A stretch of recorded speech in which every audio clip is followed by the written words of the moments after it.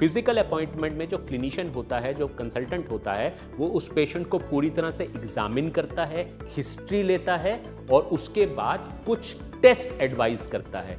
Test क्या होते हैं मोस्ट कॉमन हमारे पेशेंट्स के? CT scan, x-rays, PET scan, PFT, bronchoscopies, biopsies और भी कई प्रकार के टेस्ट होते हैं जो डिफरेंट डिपार्टमेंट्स में भेज के पेशेंट के कराए जाते हैं। इन टेस्ट में मेदांता में 2 से 3 दिन का पूरा समय लगता है, जिससे कि उसका जो भी डायग्नोसिस हमने बनाया है, लंग कैंसर बनाया है, एस्परजिलोमा बनाया है, कुछ भी बनाया है, वो 100% ऑथेंटिकेट हो जाए कि हाँ, जो डायग्नोसिस हम सोच रहे हैं वही डायग्नोसिस रेडियोलॉजिकल और बाकी इन्वेस्टिगेशंस में आया है।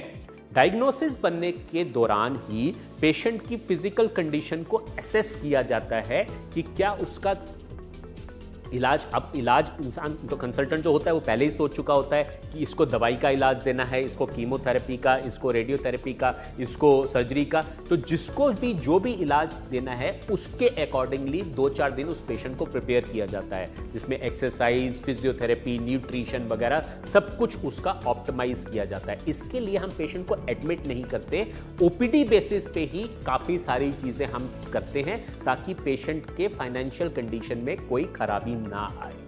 प्रिपेयर करने के बाद अगर सपोज करिए हमने उस पेशेंट को सर्जरी एडवाइस की, तो कुछ स्पेशलाइज्ड इन्वेस्टिगेशन इन पेशेंट्स में जरूर कराई जाती हैं।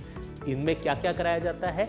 PAC, जिसको प्री एनेस्थेटिक चेकअप होता है, जिसमें हमारे एनेस्थेटिस्ट पेशेंट को असेस करते हैं और ये प्लान करते हैं इसको किस प्रकार का एनेस्थीसिया देना है, और कई टेस्ट भी उसके कराते हैं।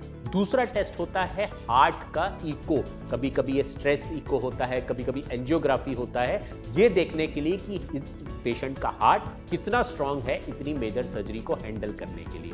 और कुछ बेसिक टेस्ट जो हमारे फिजियोथेरेपिस्ट करते हैं, जिसको PFT कहते हैं, 6 मिनट वॉक टेस्ट कहते हैं, स्टेयर क्लाइंबिंग टेस्ट कहते हैं, जिससे पता चलता है इसकी लंग कैपेसिटी पेशेंट की कैसी है, और अगर हम लंग का इतना भाग निकालेंगे तो उसका पेशेंट की दिनचर्या पे क्या इफेक्ट आता है। ये सारे टेस्ट हो जाने के बाद, और अगर इस टेस्ट में पेशेंट पास हो जाए पूरी तरह से, तो उसको सर्जरी की डेट मिलती है।